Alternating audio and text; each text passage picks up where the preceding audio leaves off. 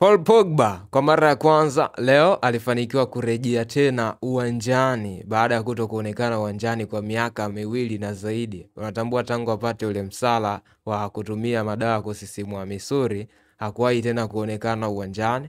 Alisajiliwa na AS Monaco lakini akawa hachezi tena.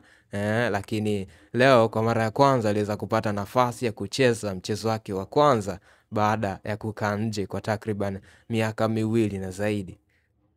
Nasikitika sikufanikiwa kuangalia huu mchezo ambao ulikutanisha Rennes dhidi ya AS Monaco. AS Monaco wamechezea kichapo cha magoli 4-1, lakini nilikuwa naangalia hapa kwenye highlight, alipata nafasi ya kucheza dakika 5 tu.